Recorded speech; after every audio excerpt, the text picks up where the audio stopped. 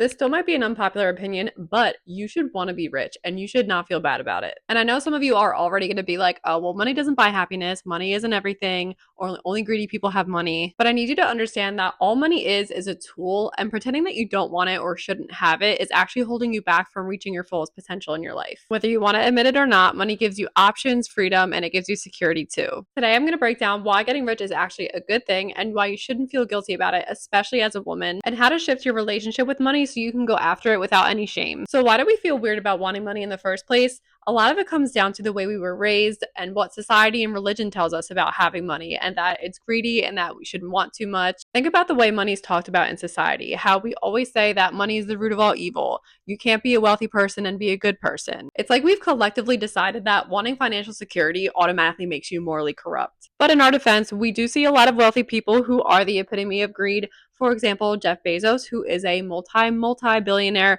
who can't pay his warehouse workers or won't pay his warehouse workers a livable wage. So it's important to reiterate that wanting money does not make you selfish and does not mean that if you ever acquire wealth that you're going to have to exploit people to be able to sustain that. Wanting money in abundance to be able to take care of your family, to be able to retire early, to be able to have above average experiences does not make you greedy. It is human nature. And as humans, I truly believe that we come to this earth with the birthright to have abundance and experience this life however we choose. On top of this notion that wanting to become rich is somehow greedy, we've also been taught that struggle or any kind of sacrifice is to be glorified. There's obviously going to be hard times in life that are going to require some hard work to overcome and that are going to build character. It's necessary. But a life built on constant struggle and survival should never be the norm, especially as women, where we are taught from birth that our purpose in life is servitude to other people, whether it be a child, a man, or just somebody that is not you, to not be considered a selfish person. When women have goals, career goals, or monetary goals especially,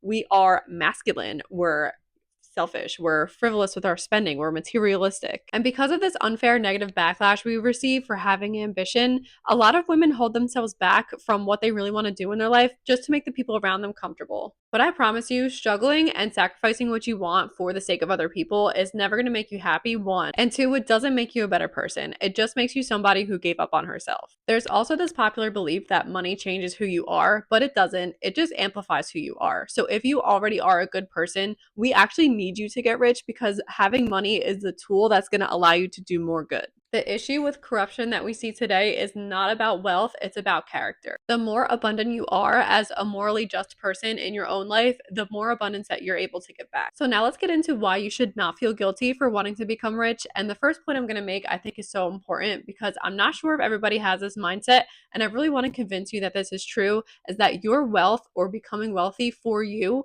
does not take away from anybody else's wealth. A lot of people operate with the mindset that there is a finite amount of money and wealth to be made in the world, and that's simply just not true.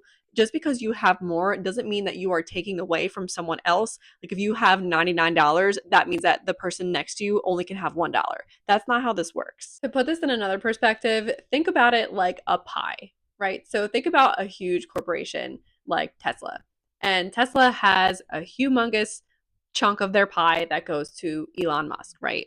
And then the little tiny pieces of pie that are the crumbs that are left over go to the employees. Well, if one of those employees decided to start their own business, maybe they started a podcast, maybe they started a cleaning company, whatever it is, they just baked their own pie. So now they have 100% of their little own pie, and they can bake that pie to be bigger and bigger. And then they can split that pie pieces off with their employees, with their family members.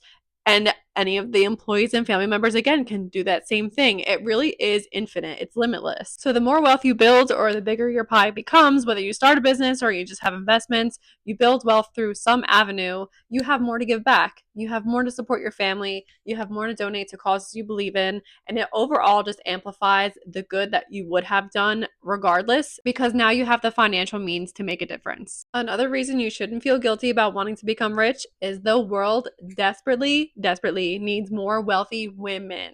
Now, I am not here to hate on men, but historically, men have hoarded all of the wealth and have built systems based off of competition and control, whereas women tend to have a little bit more balance, okay? We lead with empathy, we have collaboration, we come together for a collective purpose. There's not as much competition, and there's definitely not as much violence. Some statistics to support this: Women, on average, reinvest about 90% of their income back into their families and into their communities, as compared to men who only reinvest about 30 to 40%. Women led businesses are also more likely to offer better benefits, such as parental leave, flexible work arrangements, and obviously livable wages. A great example of this, for those of you who have never heard of her, her name is Tori Dunlap. She is the founder of Her First 100K and the author of Financial Feminist. She gives her team a paid week off every quarter. Every quarter, so every 3 months, the entire company shuts down. All the employees get the entire week off on top of unlimited PTO.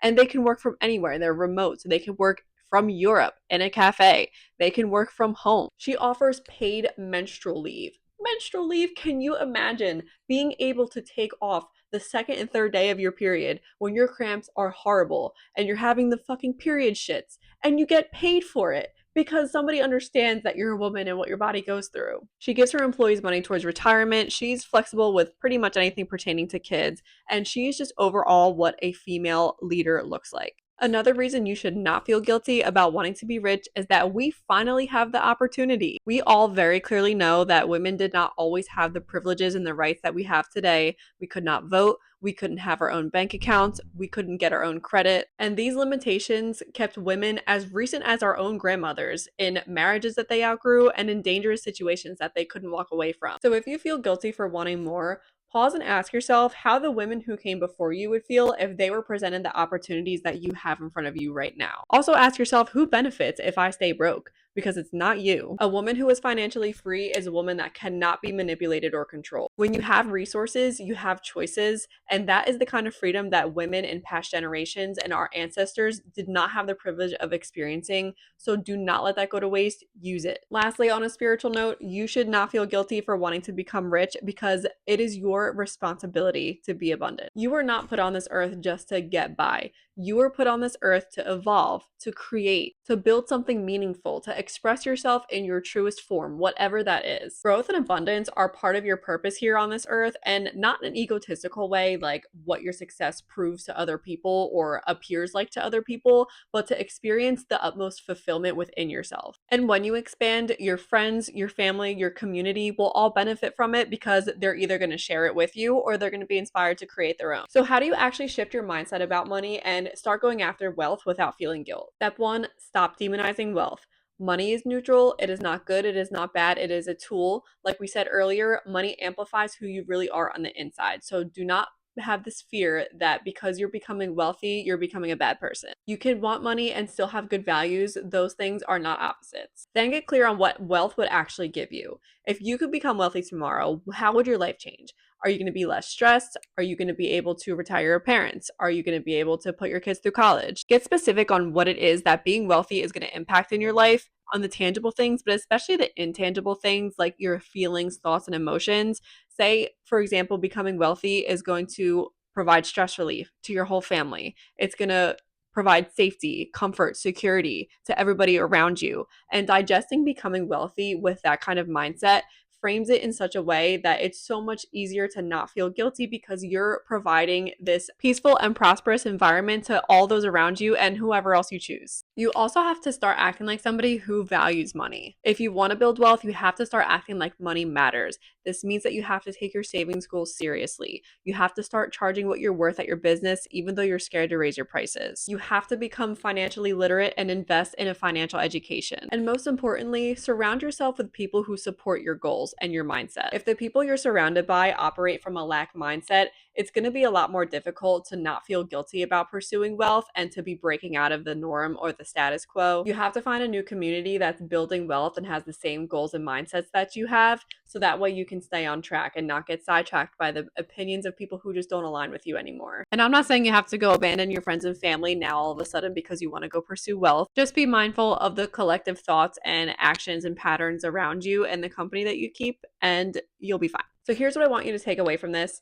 You are allowed to want to be rich. You are allowed to pursue financial success. especially as a woman, and you do not have to feel guilty about it. The world does not need more broke, struggling people. The world needs more people with resources who are willing to use them for good. So go get rich and then be the kind of wealthy person that makes a difference. Girls, I hope this resonated with you and inspired you to take action on the things that you really want to do in life. You are more than capable and you deserve a life full of abundance. Thank you so much for watching, and I will see you in the next video.